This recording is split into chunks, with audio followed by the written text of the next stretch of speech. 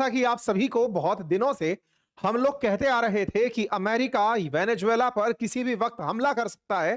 Finally वो तस्वीरें आ गई हैं जिस समय पर अमेरिका ने वेनेजुएला पर हमला बोल दिया है। और यह हमला कितना भीषण है, कितना घातक है, इसका अंदाजा आप केवल इस बात से लगा लीजिए कि राष्ट्रपति का कोई अता पता नहीं है। और अगर हम ट्रंप की माने तो राष्ट्रपति शायद उठा लिए गए हैं। वेनेजुएला के ऊपर अमेरिकी हमले के बाद के दृश्य फिलहाल आपके सामने हैं। किस तरह से वेनेजुएला की राजधानी काकेशस पर हुए इन हमलों को आप यहां पर देख रहे हैं। उन्होंने दुनिया को एक जबरदस्ती का युद्ध थोपा है। उन्होंने वेनेजुएला पर जिस तरह से हमला किया, वो हमला एक संप्रभु राष्ट्र पर, जिस राष्ट्र की अपनी खुद की स्वतंत्रता है, जो खुद से खुद के डिसीजन लेने के लिए फ्री है, उस पर हमला करके किस तरह से शक्तिशाली राष्ट्र किसी दूसरे देश को मिटा सकते हैं, यह दर्शाने का प्रयास किया है। और अगर यह घटना इस तरह से देखी जाए कि अगर अमेरिका दुनिया में इतना शक्तिशाली है तो जो राष्ट्र उसके सामने नहीं खड़े हो सकते वो उन पर कभी भी किसी समय भी हमला कर सकता है। तो इस विश्व में यूएन जैसी संस्थाओं का क्या हुआ? यूनाइटेड नेशंस ने जिस तरह से P5 समूह बनाया हुआ है, सिक्योरिटी काउंसिल के 5 देश बनाए हुए हैं जिनका उद्देश्य है कि किसी भी संप्रभु देश पर इस तरह से हमला नहीं होगा, उनके औचित्य का क्या हुआ? और तो और क्या अब वेनेजुएला के समर्थन में चीन और रूस कोई कार्यवाही करेंगे? जिस समय आप इस सेशन को सुन रहे हैं, मतलब इंडियन टाइम में अगर आप इसे इवनिंग में सुन रहे हैं, वेनेजुएला हमसे 9-10 घंटे पीछे चल रहा है। मतलब अपने यहां पर अगर इस समय इवनिंग हो रही है तो उनके यहां भोर हो रही है, सुबह का समय चल रहा होगा। ठीक है, तो ये अपने हिसाब से जब आप और हम दोपहर 12 से 1 बजे में रहे होंगे, ये उस समय उनके यहां हुए हमले हैं। लगभग 2 बजे के आसपास रात्रि में हुए हमले हैं वेनेजुएला के अंदर। तो आपसे मतलब आप जिस खबर को जिस समय सुन रहे हैं, इससे 2 घंटे पहले ही यहां पर हमले होकर चुके हैं। तो समय के हिसाब से इस बात को देखिएगा। ये वेनेजुएला है जिसके बारे में शायद आप जानते हैं, अब तक इतनी बार चूंकि जिक्र हो चुका है। दक्षिण अमेरिका के अंदर स्थित एक देश जिसके पास दुनिया का सबसे अधिक ज्ञात तेल भंडार है। इस ज्ञात तेल भंडार सऊदी अरब से भी ज्यादा, विश्व का सबसे ज्यादा तेल जिस देश के पास है वो वेनेजुएला है। वेनेजुएला अमेरिकी कंपनियों को अपने यहां नहीं रहने दिया था, यह खुन्नस थी अमेरिकी कंपनियों की। इसी के चलते ट्रंप को उन्होंने इलेक्शन में फाइनेंस किया था। यही कारण था कि उन्हीं तेल कंपनियों ने भारत का रूस से तेल खरीदवाना प्रतिबंधित किया था ताकि भारत अमेरिका से तेल खरीद सके। और वो अमेरिकी कंपनियां जो ऑयल रिफाइन करती हैं वो ट्रंप को फाइनेंस की थी ताकि वो जब राष्ट्रपति बने तो वेनेजुएला से हुई जो उनकी बेइज्जती है उसका बदला ले सकें। आज वेनेजुएला पर हमला होता है और यहां के राष्ट्रपति के बारे में सूचनाएं दी जा रही हैं। अभी तक पुख्ता जानकारी वेनेजुएला की तरफ से ऑफिशियल स्टेटमेंट नहीं आया है। ट्रंप की बातें हैं कि यहां से राष्ट्रपति गायब कर दिए गए हैं। तस्वीरों में अगर आप हमले देखें तो आप उन हमलों की इंटेंसिटी से अंदाजा लगा सकते हैं कि ये कितने भीषण रहे होंगे। 10 विमान अंदर घुसते हैं।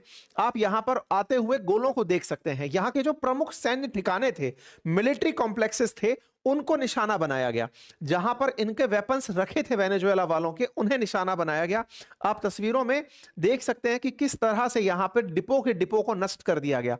यानी कि पहले वेनेजुएला को चारों तरफ से इन्होंने ब्लॉकेड किया था। मैंने आपको बताया था उस समय भी, जब समुद्र से इन्हें चारों तरफ से घेर दिया गया था। यहां आने जाने वाले सारे पानी के जहाज रोक दिए गए थे। पूरी तरह से इनका नक्शा भर दिया गया था कि अब ये यहां से निकल नहीं पाएंगे। चारों तरफ से उन्हें ब्लॉकेड किया गया। उसके बाद में सारी जगह मार्क की गई कि इस जगह पर सेना के सारे डिफेंस के इक्विपमेंट रखे हैं, यहां से ये अटैक कर सकते हैं, इस पोर्ट से ये भाग सकते हैं। और उन पर जैसे कोई आतिशबाजी हो रही हो, इस तरह से यहां पर एक भीषण हमले को अंजाम दे दिया गया। तो ये मतलब पहले प्राइमरी एक्सप्लोजन था। सेकेंडरी एक्सप्लोजन दर्शाता है कि पहले एक बॉम्ब फटता है और वहां रखे और जो बॉम्ब है वो फट जाते हैं। ये इस प्रकार से मतलब इनकी जो रिटेलिएशन की पावर थी उसको भी खत्म कर दिया गया। यहां आप देख सकते हैं कि किस तरह से ये जो हेलीकॉप्टर्स हैं ये अपने मतलब सेना के जो ठिकाने हैं उन पर हमला करते हुए दिखाई दे रहे हैं। वेनेजुएला के अंदर इस समय ह्यू एंड क्राई की सिचुएशन बनी हुई है। साथ ही साथ में यूएस एयर स्ट्राइक के बाद इनका जो पोर्ट है वेनेजुएला का, जो कि काकेशस के पास स्थित है, काराकश के पास स्थित है, उस पोर्ट को एयर स्ट्राइक किया गया। पोर्ट को इस तरह से कि पानी के रास्ते भी तुम कहां भाग के निकलोगे। पोर्ट प्यूर्टो दे ला गुआरा जो कि काराकस का पोर्ट है, उस पर इन्होंने हमला किया। कुल में शुरुआती प्रतिक्रिया इनके एक पड़ोसी देश कोलंबिया की आई है, वेनेजुएला के पड़ोसी देश।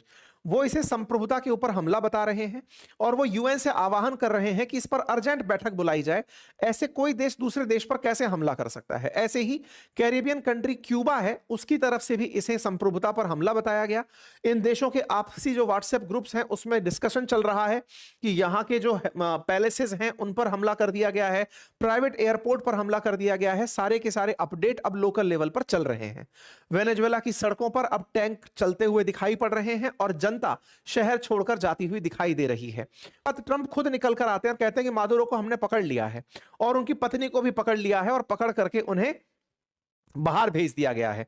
ट्रंप का खुद का ट्रुथ हैंडल पर एक मैसेज आता है और लिखते हैं, large scale strike against Venezuela की गई। President Nicolas Maduro who has been along with his wife captured and flown out of the country. पकड़े गए और उन्हें उस देश से बाहर निकाल दिया गया। अब ये अमेरिका खुद अपने देश में लेकर चले गए या फिर वो जो कैरेबियन कंट्रीज हैं जो कि जहां पर इन्होंने अपने युद्धपोत खड़े किए हुए हैं उनमें से किसी देश के पास, या फिर ये जो ब्रिटिश आइलैंड्स यहां पर बने हुए हैं इनमें से किसी जगह पर इनको ले जाया गया, अब किसी को नहीं पता है। ये बिल्कुल वैसे ही है जैसे अमेरिका ने तेल के लिए इराक पर हमला किया था, सद्दाम हुसैन को पकड़ा था और उसे फांसी दे दी थी। हो सकता है अमेरिका बिल्कुल उसी तर्ज पर निकोलस मादुरो को पकड़े, क्योंकि तेल के लिए वेनेजुएला पर हमला हुआ है, ये सब जानते हैं, पब्लिक में आ चुका है। ऐसे में मादुरो के साथ भी ये हो सकता है कि कोई बड़ा ऐसा ही कार्रवाई करते हुए दिखाई दे जाए। ये हमला केवल और केवल इनके तेल की एस्पिरेशंस के लिए है।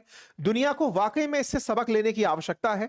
दुनिया के तमाम राष्ट्र अगर अभी भी इस तरह के हमलों के साथ में नहीं कोई सबक लिए तो किसी भी देश की संप्रभुता का कोई मतलब नहीं रह जाएगा। अमेरिका जिसे पसंद करेगा उसको ही अपने साथ चलने देगा, अदरवाइज दूसरे देशों को वो अपने हिसाब से ट्रीटमेंट देता रहेगा। दुनिया के लिए ये बहुत ही अलार्मिंग सिचुएशन है कि एक देश दूसरे देश को केवल ये ब्लेम करके कि तुम हमारे यहाँ ड्रग्स भेजते हो, तुम्हें हम पनिशमेंट देंगे। ऐसे दुनिया भर की चीजें हैं जो अमेरिका दूसरे देशों में भेजता है। दुनिया को नशे की लत वो भेजता है, गंदी आदतें वो भेजता है, अश्लील पिक्चर्स वो भेजता है। उसके बावजूद कोई अमेरिका के खिलाफ नहीं खड़ा होता।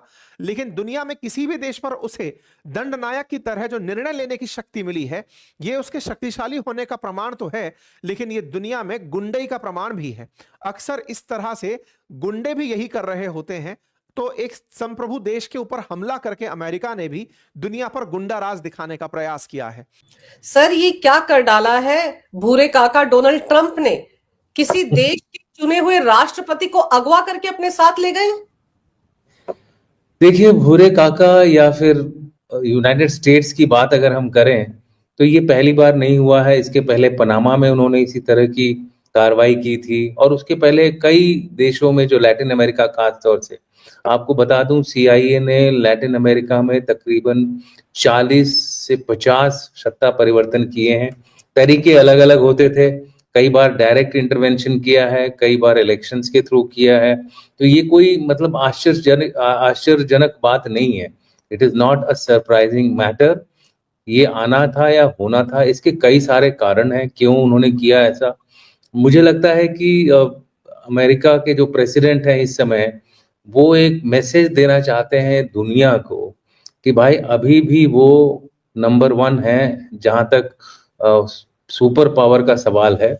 इस वीडियो को अंत तक देखने के लिए धन्यवाद। लाइक, शेयर, अनसब्सक्राइब करें।